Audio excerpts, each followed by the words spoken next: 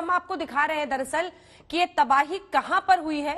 ये धौलीगंगा नदी आप देख रहे हैं, ग्लेशियर टूटकर आने से यहीं पर जबरदस्त जल भरा हुआ और उसके बाद तेज रफ्तार से ये सब कुछ बहता हुआ आगे बढ़ा।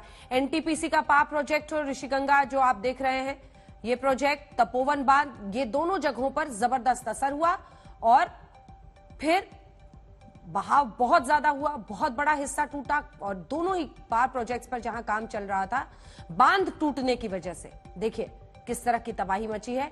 लोग फंस गए इन जगहों पर। ये देखिए, यही वो पूरा हिस्सा है जो एक्चुअल तस्वीर आप देख रहे हैं और दूसरा जो मैप है उसके जरिए हमने आपको पूरी तस्वीर समझा दी है। लेकिन सतर्कता रखनी होगी।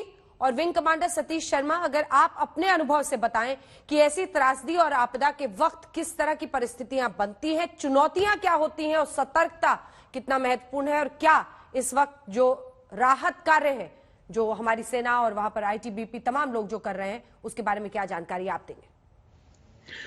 अंजना जी, सबसे पहली बात यह होती है कि इसमें एक शॉक, सबसे पहला जिसको सरप्राइज एलिमेंट कह सकते हैं, ये उससे घबराना नहीं चाहिए, नंबर 1। नंबर 2, सबसे पहली जो बात होती है वो रेस्क्यू ऑपरेशंस होता है और रेस्क्यू ऑपरेशंस की चीज दो बातों पर निर्भर करती है कि एग्जैक्ट इंफॉर्मेशन, जो रियल टाइम इंफॉर्मेशन है वो इस मसले में काम आई है। जैसे कि वहां पर आईटीबीपी के अपने जवान काम कर रहे थे और उनके पास मोबाइल थे, दूसरे जो वहां एक तरह से लोकल सिटीजन्स होते हैं उनसे जो रियल टाइम इंफॉर्मेशन है उसके बेस पर रेस्क्यू ऑपरेशन में बहुत बड़ी मदद मिलती है।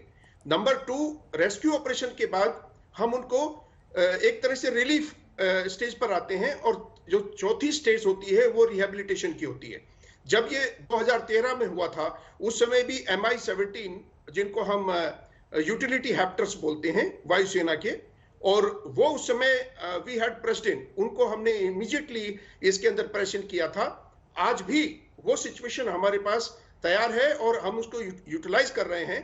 तो घबराने की आवश्यकता नहीं है कि वहां पर अप्रोच बहुत बड़ी बात होती है हिली एरिया में जहां ग्लेशियर हो और इस तरह की त्रासदी हो, तो वो अप्रोच हम हेलीकॉप्टर MI-17 के द्वारा प्रदान कर रहे हैं और जो हमारी टीमें, जो रेस्क्यू टीम्स वहां पहुंच चुकी हैं वो अपना कार्य कर रही हैं। लेकिन टाइम इज वेरी प्रीमियम और हमें इसको समझना होगा कि जितनी जल्दी, जितनी शीघ्रता से एक्यूरेट इंफॉर्मेशन आती है उतना ही हम डैमेज कंट्रोल करने में कामयाब होते हैं। तो ये जो त्रासदी है, इससे इस समय जो एक कोऑर्डिनेशन है राष्ट्रीय स्तर के ऊपर, आईटीबी के जो भी यहाँ अधिकारी बात कर रहे हैं, पांडे जी को मैंने सुना, और साथ में जो हमारे एनडीआरएफ की टीम वहां पहुंच चुकी है, तो ये एक बहुत त्रासदी है। लेकिन ये उस तरह की स्थिति नहीं है कि जिस तरह से 2013 में हुआ था, वो तो एक सुनामी का रूप ले गई थी। लेकिन जैसे कि अभी एक्सपर्ट पांडे जी भी बता रहे थे कि इसका जो इम्पैक्ट है वो इनिशियल आवर्स में ज्यादा होता है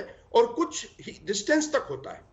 उसके बाद ये नेचुरली आप समझते हैं कि ग्लेशियर के साथ साथ मलबा भी होता है और ये अनप्रेडिक्टेबल, इसीलिए इसको त्रासदी का नाम देते हैं, इसीलिए ये प्राकृतिक आपदा है। तो प्रेडिक्शन नहीं कर सकते हैं, लेकिन यस, जब पूरा राष्ट्र इसके साथ, हमारे सारे इंफ्रास्ट्रक्चर्स हैं, सारे रिसोर्सेस हैं और ये राष्ट्रीय स्तर पर इसकी मॉनिटरिंग हो रही है, घबराने की आवश्यकता नहीं है। लेकिन यस, दृढ़ता से इसका मुकाबला करने की, और सबसे बड़ी बात जो आती है वो आती है इंफॉर्मेशन को कोलेट करना। अगर रियल टाइम इंफॉर्मेशन कोलेट हो जाती हैं, उतने ही लोगों की जानें बचा पाएंगे और सही टाइम पर बचा